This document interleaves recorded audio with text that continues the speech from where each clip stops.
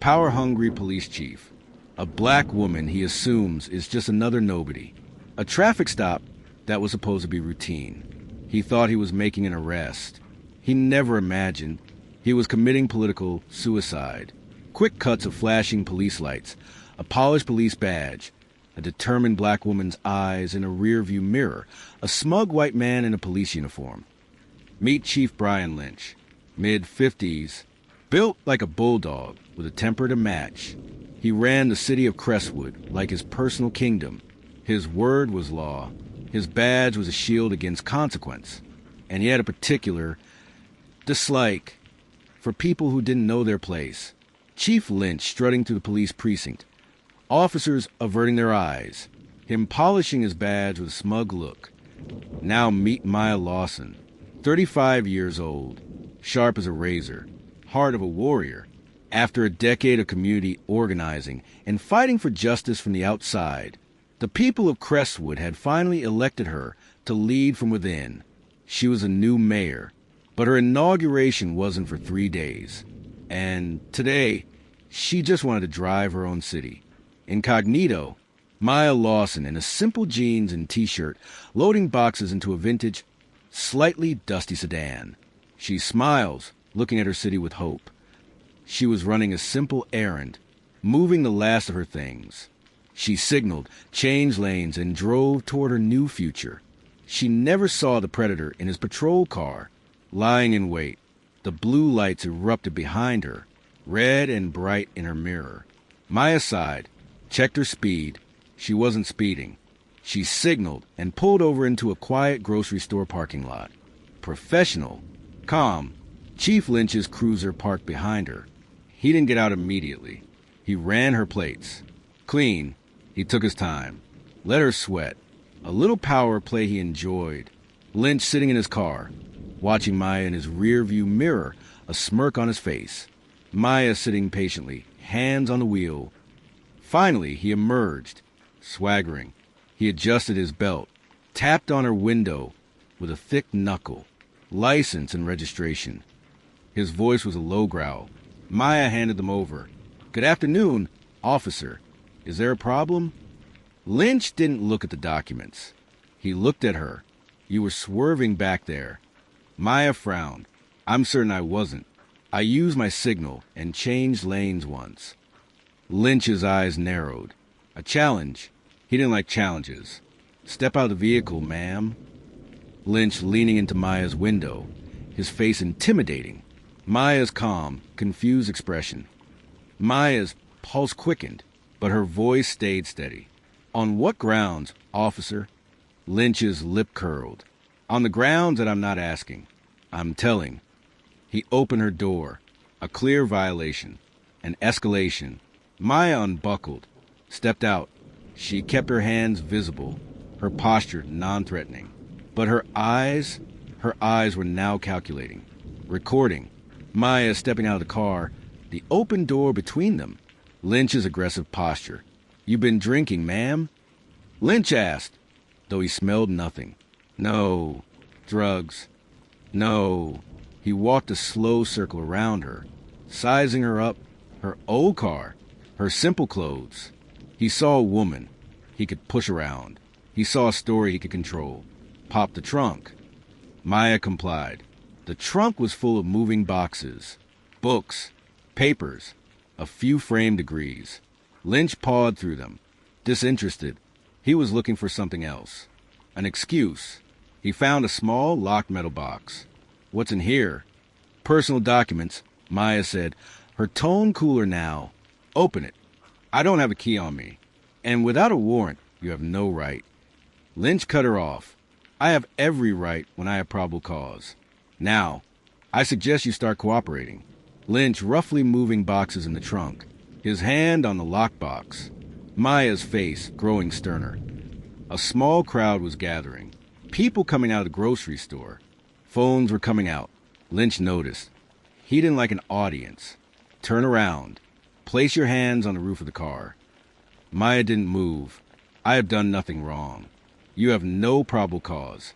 This is an illegal stop and an illegal search. Lynch stepped closer, invading her space. His face was red. "I won't tell you again." Maya held her ground. "My name is Maya Lawson. I am a resident of the city, and I know my rights." The name meant nothing to him.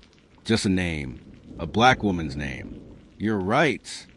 Lynch sneered, his voice dropping so the crowd couldn't hear. "I decide your rights today."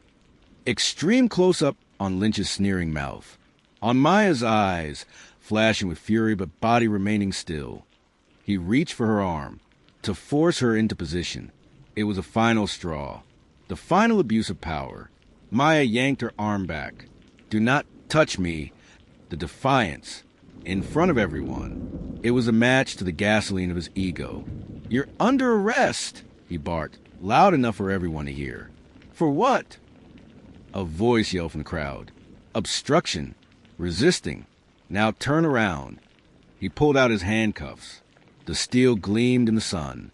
Maya's mind raced. She could fight. She could sue later.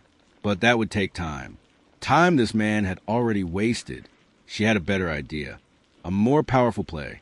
She slowly, deliberately, placed her hand behind her back. A gesture of surrender that felt like anything but. Lynch smirked. Victorious. He roughly grabbed her wrists. Snapped the cuffs on too tight. He began reciting the Miranda rights. "You have the right to remain silent." He thought he'd won. He had no idea. He was already finished. The handcuffs closing around Maya's wrists. Lynch's smug face as he parades her toward his car. The crowd's angry murmurs. As he pushed her into the back of his patrol car, something fell from her pocket. Her wallet. It spilled open on the asphalt. Lynch bent to pick it up. Annoyed, he was going to toss it in with her. But his eyes caught the edge of an ID card. City Hall security. His blood ran cold. He pulled it out. It wasn't a visitor's pass. It was an access card. Name, Maya Lawson. Title, Mayor-elect. Access, all areas. Extreme close-up on the ID card. Lynch's fingers trembling. His face draining of all color. The world screeched to a halt. The sound of the crowd faded. All he could hear was the pounding of his own heart. He slowly turned. Looked through the glass at the woman in his back seat. She wasn't looking at the ground. She wasn't crying. She was staring directly at him. And she was smiling. A small, cold, knowing smile. Lynch's mouth went dry. His radio crackled to life. "Chief, you there? We've got a situation.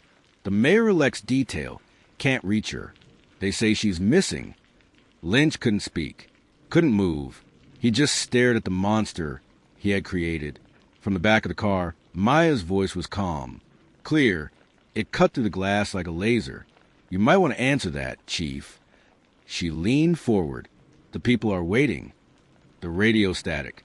A sharp, intense musical sting. Then silence. Chief Lynch's horrified, frozen face. Maya's calm, victorious smile from the back of the squad car. Text on screen. "The takedown starts now." He tried to arrest her. Now she owns him. The most powerful woman in the city is in the back of his car. And she's just getting started. The blare of police radio static. Then the sound of a car door locking from the outside. A tense, pulsing synth beat kicks in. The ID card felt like a live wire in his hand. His career, his freedom was burning to ash. He had just cuffed the new mayor. And now, the entire world was watching. Quick cut to the mayor-elect ID card on the ground. Chief Lynch's horrified face. Maya's calm smile from the back seat. Cell phone videos recording everything. Chief Brian Lynch was a statue of terror.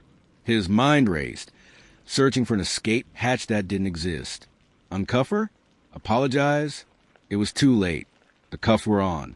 The arrest was declared. The cameras were rolling. Every second he stood there, frozen, dug his grave deeper. The radio crackled again, more urgent. "Chief, respond. We have a citywide bolo out for Mayor-elect Lawson's vehicle. Her security team is in a panic." Lynch's hand trembling as he held the ID card. Sweat beading on his forehead. The crowd's mutters growing louder. Maya Lawson watched him from the cage in the back of his car. She didn't say a word. She just let him drown. Finally, with a shuddering breath, he fumbled for his radio. His voice was a strangled croak. This is Lynch. Stand down the bolo. I have her. The situation is under control. A confused pause from dispatch. You have her, sir? Is she secure? Lynch's eyes met Maya's. A silent plea. She gave a slight, almost imperceptible nod. He could lie now, but it would only make it worse later. She's secure, he whispered, the words tasting like poison. His hands shook so badly he could barely fit the key in the cuffs. He opened the door. The crowd leaned in, phones held high. Ms. Lawson, I don't know what to say. A terrible mistake, he stammered. Maya slowly stepped out, rubbing her wrists. She didn't look at him. She addressed the crowd. Her people. It's all right, everyone. The chief and I will sort this out. Thank you for your concern. Her voice was calm, authoritative. Mayoral, she turned to Lynch. The warmth vanished from her eyes. Get in your car, Chief, she said, her voice low and cold. We're going to the station. Now. He was being commanded, and he obeyed, like a scolded dog, Lynch fumbling with the cuffs. Maya addressing the crowd with a reassuring smile that doesn't reach her eyes, her expression turning to ice when she looks at Lynch. The drive to the precinct was silent, tense. Lynch tried to speak twice. I can explain. Don't. Maya cut him off, staring out the window. Save it for the press conference. The word hit him like a bullet. Press conference. He pulled into the station lot. It was swarming. Reporters. Cameras. City officials. Her security detail. Faces pale with relief and fury. Rushed to her car. Madam Mayor-elect, are you hurt? I'm fine, she said, stepping out. Just eager to get to work. Inside, the precinct was a tomb. Officers stopped typing, stopped walking. They just stared at their chief, broken and pale, and at the woman he had arrested, who now owned the room. Maya didn't pause. She walked straight into Lynch's office. Her office now. She sat in his leather chair. He stood in front of the desk, like a subordinate, like a defendant. Your resignation. On my desk by end of day, she said. It wasn't a request. Lynch's arrogance flickered, a dying ember. You can't just... I can, she interrupted. Or I can hold a press conference right now. Show them the body cam footage. The illegal stop. The illegal search. The illegal arrest. You'll never work in law enforcement again. You might even see the inside of a cell. She leaned forward. Resignation. Or ruin. Your choice. Maya sitting in the chief's chair, powerful and calm. Lynch standing before the desk, defeated, the city skyline visible through the window behind her. He crumpled, nodded. I'll have it for you. Good, Maya said, standing. Now, I want every file on every excessive force complaint from the last 5 years. I want the internal affairs reports you buried. I want the names of every officer you protected. Lynch looked up, horrified. Why? Maya's smile was back. The cold one. Because you're not the only one who needs to be cleaned out of this department, Chief. Consider this your first and last act of cooperation. She walked out, leaving him alone in the ruins of his career. But Maya knew it wasn't that simple. Firing a corrupt chief was one thing. Dismantling his entire system was another. As she began reviewing the files, a pattern emerged. Lynch wasn't a lone wolf. He was a puppet. The excessive force complaints, they all traced back to a specific unit. The buried IA reports, they involved officers with connections to city contractors. And the money, it always led back to one name. Silas Vance, the former mayor, the man she had just defeated in a landslide election, the man who had appointed Lynch. Vance wasn't just a sore loser. He was the kingpin of a corrupt empire. And Lynch was his favorite attack dog. Montage of files with Vance highlighted. Photos of a slick, silver-haired former mayor at construction sites and galas. Lynch's arrest attempt wasn't just racial profiling. It was a hit. Vance knew she was driving that route. He sent Lynch to send a message, to humiliate her before she even took office. But he underestimated his target. Now Maya had a new mission. It wasn't enough to be mayor. She had to be a surgeon and cut the cancer out of her city. She set a trap, using Lynch's access before it was revoked. She fed a false piece of information into the system, a memo suggesting she was about to subpoena all of Vance's financial records from his time in office. A bluff, but a believable one. Then she waited. That night, a shadowy figure was caught on a security camera she'd had installed, sneaking into the evidence locker, not to steal drugs or money, to access a specific evidence locker, one containing files from a years-old investigation into City Hall corruption, an investigation Lynch had shut down. The figure planted a small, sophisticated device on the locker's electronic lock, a data skimmer, to see if anyone accessed it, to see what they were looking for. Maya watched the feed from her home. She smiled. Vance had taken the bait. He was nervous. He was looking for something. But what? The next morning, her head of security, a man named Carter, burst into her office. His face was grim. "We found it," he said, handing her a file. It was from the old corruption investigation. A single name was circled on a list of shell companies, a name that made her blood run cold. Lawson and Sons, her father's failed construction company. Vance wasn't just looking for his own dirt. He was looking for hers. Carter's phone buzzed. He looked at it, his face turning ashen. "Ma'am." "What is it?" He showed her the screen. A local news blog. The headline was massive. New mayor's father linked to Vance corruption scandal. The article was vague, but the comments were a firestorm.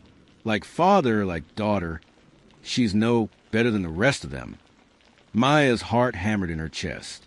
Vance hadn't taken the bait. He had set a counter trap, and she had just walked right into it. A phone notification buzz, then a dramatic, crashing musical chord. The damning headline on a computer screen. Maya's hand going to her mouth in shock. Text on screen. A war is coming. He tried to arrest her. He tried to ruin her. Now he's attacking her family. Silas Vance just declared war, and Mayor Maya Lawson is ready to fight back. The frantic clicking of a keyboard, then the sharp ring of a desk phone. A tense, racing heartbeat rhythm begins. The headline was a poison bomb. Her father's name dragged through the mud. Her credibility shattered before her first day. She beat a corrupt chief, only to be ambushed by the corrupt king. Mayor-elect Maya Lawson is under siege, and the war for Crestwood has just begun. The inflammatory headline glowing on a laptop screen. Maya's stunned reflection in the monitor. Quick cuts of angry social media comments. Maya's office phone was ringing off the hook. Reporters, outraged constituents, her political allies already getting cold feet. Lawson and Sons was the only thing trending in Crestwood. Her father, a hard-working man who lost everything to Vance's shady deals, was being painted as a criminal, and she was being painted as his accomplice. Silas Vance had played his masterstroke. Her security chief, Carter, stood grim-faced by the door. "We issue a denial. Immediately, we sue the blog for defamation." Maya slowly closed the laptop. Her shock was hardening into something else, something cold and sharp. "No," she said, her voice quiet but absolute. "Denials are fuel for a fire like this, and a lawsuit takes years. We don't have years. We have 48 hours until inauguration." She stood up. "Vance didn't just leak this. He's taunting us. He thinks we'll panic. He thinks we'll run." She looked out the window at her city. "So we're not going to run. Then what's the play, ma'am?" Carter asked. A slow, dangerous smile spread across Maya's face. "We give him exactly what he wants." An hour later, Maya Lawson walked into a press conference. Alone. No podium. No security. Just her and a swarm of hungry reporters. The flashes exploded. The questions were shouted like accusations. "Mayor-elect, is it true? Did your father profit from city contracts? Will you withdraw before taking office?" Maya waited for the noise to die down. She looked tired, vulnerable, perfect. "I know you all have questions about my father," she began, her voice soft, laced with emotion. "The truth is my father was a victim. He was driven into bankruptcy by a corrupt system designed to crush small businesses that wouldn't play ball. She paused, letting the narrative shift. The man who orchestrated it, he's still out there, and he's afraid. Because I know his name. I have the evidence. And on my first day as your mayor, I will be handing it over to the state attorney general's office for a full investigation. The room went dead silent. She hadn't denied it. She had amplified it. And she had pointed the finger right back at Silas Vance. Maya at the press conference, playing the victim perfectly. The reporters' faces shifting from accusation to shock. Back in his lavish penthouse, Silas Vance watched the news. His smug smile vanished. This wasn't the script. She was supposed to crumble, not double down. He picked up a secure phone. His voice was a low, furious growl. She's bluffing. She has nothing, but we can take the chance. The evidence locker, that old IA file, it has to disappear. Permanently. Make it look like an accident. On the other end, a man's voice, cold and professional, simply replied, "It's done." Maya's press conference was a masterpiece. She had turned Vance's attack into her own rallying cry. The public sentiment was swinging back in her favor. But the real play was happening in the shadows. She knew Vance would act. He'd try to destroy the evidence she'd brag about, the evidence that didn't actually exist. She had Carter and a small, trusted team from the state attorney general's office staking out the evidence locker. They waited all night. Just before dawn, they saw him, a figure dressed like a maintenance worker. He used a master key card, undoubtedly provided by Vance, to enter the secure wing. He bypassed the alarm on the specific locker Maya had mentioned in her false memo. He doused the shells inside with a clear accelerant fluid. He pulled out a lighter. He never saw the armed agents surrounding him. "Freeze! FBI!" The man spun around, dropping the lighter. It was Officer Malton, a 20-year veteran, Lynch's most trusted lieutenant, the man who had buried the original IA reports. Carter stepped forward, cuffing him. "Silas Vance have you cleaning up his mess, Malton?" Malton said nothing, but the wiretap on his phone, authorized by the AG hours earlier, had already captured Vance's order. Make it look like an accident. They had him. They had the attempted destruction of evidence. They had the connection to Vance. It was all happening, just as Maya had planned. With Malton in custody and flipping on Vance to save his own skin, the net began to close. The evidence was undeniable. The state attorney general held her own press conference. A sprawling indictment was announced. Silas Vance, Chief Lynch, dozens of city officials, contractors, and police officers. Racketeering, corruption, bribery. The city of Crestwood was in shock. Maya watched it on the news from her father's small apartment. He poured her a cup of tea, his hands steady for the first time in days. "You did it, baby girl. You cleaned house." Maya smiled, but it didn't reach her eyes. "It's not over yet, Dad." "How?" "They're all going to prison." Maya's phone buzzed. A text from Carter. "Vance is in the wind. Disappeared an hour before the raids. His penthouse is empty. We're tracking his financials, but he's a ghost." She showed the phone to her father. His face fell. "A man like that, he doesn't just disappear. He's planning something." Maya nodded. The victory felt hollow. Silas Vance wasn't a man who accepted defeat. He was a man who escalated. Inauguration day arrived. The sun shone over City Hall. A massive crowd gathered to watch Maya Lawson be sworn in. She stood on the steps, poised and powerful, taking the oath of office. She was now Mayor Maya Lawson. The crowd cheered. It was a perfect moment, a victory for the people. As she turned to give her speech, her eyes scanned the crowd. She saw proud faces, hopeful faces, and then she saw one face that didn't belong, leaning against a lamppost across the street. It was him, the man from the evidence locker. The cold, professional voice on the phone. The assassin. He wasn't in cuffs with the others. He was free, and he was staring directly at her, not with anger, with a calm, clinical assessment, like a mechanic looking at a faulty engine. He gave her a small, almost imperceptible nod. Then he melted back into the crowd and was gone. The bottom dropped out of Maya's stomach. Vance's most dangerous weapon was still in play. The ceremony ended. The celebration began. But Maya's mind was racing. She retreated to her new mayoral office. The same office where she had forced Lynch's resignation. She needed to think, to plan. Carter was coordinating the manhunt for Vance. But she knew the real threat wasn't Vance anymore. It was the ghost he'd left behind. She sat at her desk, tried to focus on her speech notes. Her hand brushed against a stack of welcome letters. A small, white envelope, thicker than the others, slid out from the middle. It had no stamp, no return address, just her name, handwritten in elegant, sharp cursive. Her blood ran cold. It had been delivered today, inside the secure building. She carefully opened it. Inside wasn't a letter. It was a single, glossy photograph, a recent photograph of her father, sitting on his porch, reading a newspaper. The angle was from the trees across the street. Surveillance grade, written on the back, in the same elegant hand, was a message. No one wins a war. They just survive it. Welcome to the battle, Madam Mayor. A sharp intake of breath. Then a clock ticking loudly, morphing into a pounding heartbeat. Extreme close-up on the threatening photograph. Maya's horrified face. The ominous message on the back. Text on screen. The war isn't over. She took down the chief. She toppled the king. But the king's knight is still on the board.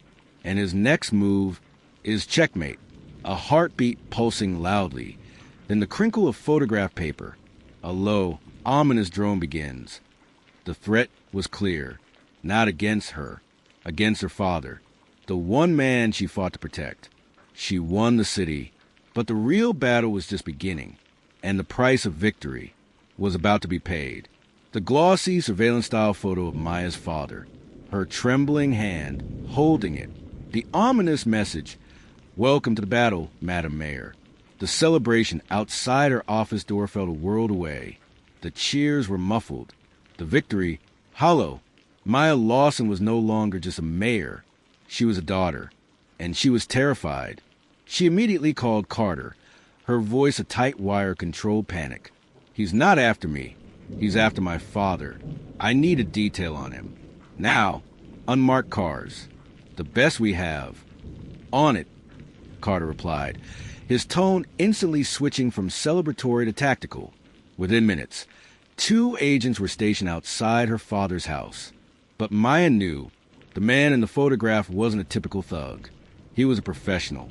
And professionals always find a way. Maya on the phone, her face etched with fear. A black sedan pulling up discreetly down the street from her father's modest home. She stared at the elegant handwriting. No one wins a war.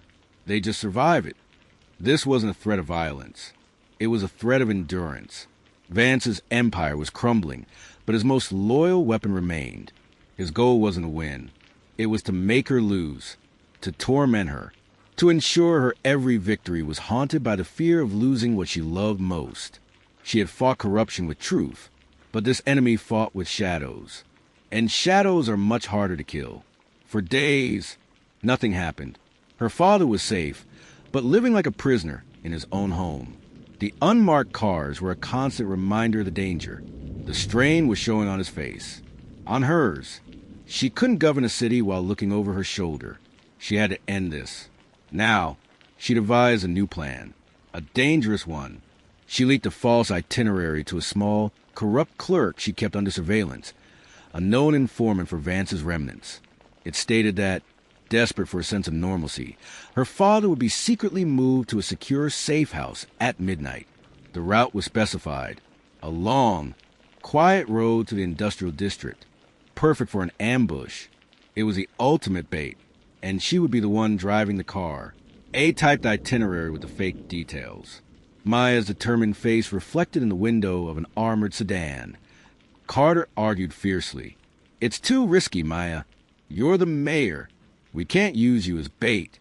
"He's not after me, Carter," she said, her voice steely. "He's after my legacy, my family, my pain. I have to be the one to draw him out. I have to show him that the woman he's trying to break is unbreakable." That night, she got behind the wheel. An armored car, but alone. No security tail. Just her and a wire.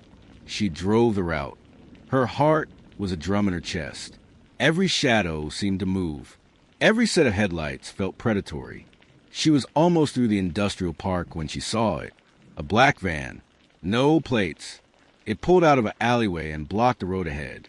Maya stopped the car. Her training took over. Calm. Breathe. The door of the van opened. The assassin stepped out. He was just as he was at the inauguration. Calm. Clinical. He walked toward her driver's side window, a suppressed pistol held low at his side. He expected fear. Tears. Begging. He did not expect the window to roll down. He did not expect Maya to be looking at him. Not with terror. With pity. He left you behind, didn't he? Maya said, her voice clear and steady through the wire. Silas Vance. He's on a beach somewhere, spending the money he hid. And you're here, cleaning up his mess. How much is he paying you to throw your life away? The assassin's cold eyes flickered. Just for a second. A crack in the armor. The job is the job, he said, his voice a monotone. This isn't a job, Maya countered. It's a suicide mission. My security has this surrounded. You pull that trigger, you die. For a man who wouldn't spit on you if you were on fire. She leaned forward. Or you put the gun down. You give me Vance's location. And you get to see the sun tomorrow. It was a gamble. A huge one. She was appealing to the one thing a man like him understood. Self-preservation. Loyalty had a price. And Vance was no longer around to pay it. The standoff on the dark street. Maya's face, illuminated by the dashboard lights, fearless. The assassin's cold facade beginning to fracture. For a long moment, there was only silence. The assassin's finger rested on the trigger. His eyes searched hers, looking for the bluff. He found none, only cold, hard certainty. With a slow, deliberate movement, he bent down, placed the pistol on the asphalt, kicked it toward the car. He's in the Caymans, the man said, his voice empty. Private airstrip. A plane leaves for Venezuela at dawn. It was over. The takedown was swift. Vance was captured at the airstrip, carrying a suitcase full of cash and forged passports. The final loose end was tied. The city was truly free. Weeks later, Mayor Maya Lawson stood again before the people of Crestwood, not on the steps of City Hall, in a community center, with her father at her side. We won, she said. The corruption is ripped out by the roots. The crowd cheered, but she held up a hand for silence. But victory has a cost. I learned a hard lesson, one they don't teach you in law school or on the campaign trail. She looked at her father, then back to the crowd. You can fight a corrupt system. You can defeat a corrupt man, but you cannot defeat hatred with a policy paper. You cannot arrest a prejudice. Her voice grew stronger. The former chief didn't see a mayor. He saw a black woman he could push around. Silas Vance didn't see a leader. He saw a threat to his power that needed to be broken. She paused, letting the truth sink in. The hard lesson is this. The battle is never really about policies or laws. It's about perception. It's about the story they tell themselves about who you are. And the only way to win is to rewrite that story yourself. With every action. With every stand. With unshakable courage. She looked out at the hopeful faces. The badge doesn't make you righteous. The title doesn't make you a leader. Your character does. And no one can take that from you unless you let them. Under Mayor Lawson, Crestwood was reborn. The police department was reformed. Community trust was rebuilt. But Maya never forgot the cost. She kept a photograph of her father on her desk, not as a reminder of fear, but as a reminder of purpose. The assassin's gun was entered into evidence. A symbol of the battle ended. One afternoon, her father visited her office. He looked at the photo and smiled. You know, I hated that old porch. Needed a new paint job. Maya laughed. A real, genuine laugh for the first time in months. The lesson was learned. The hard way. But it was learned. Maya Lawson, now confident and at peace, looking out her office window at the thriving city. The sun is setting, casting a golden glow. Power is not a weapon. It is a responsibility. A badge is not a shield. It is a test. And the true measure of a leader is not how they celebrate victory, but how they endure the cost of it. Final text on screen. The hardest battles aren't fought in the streets. They're fought in the mirror. Maya Lawson,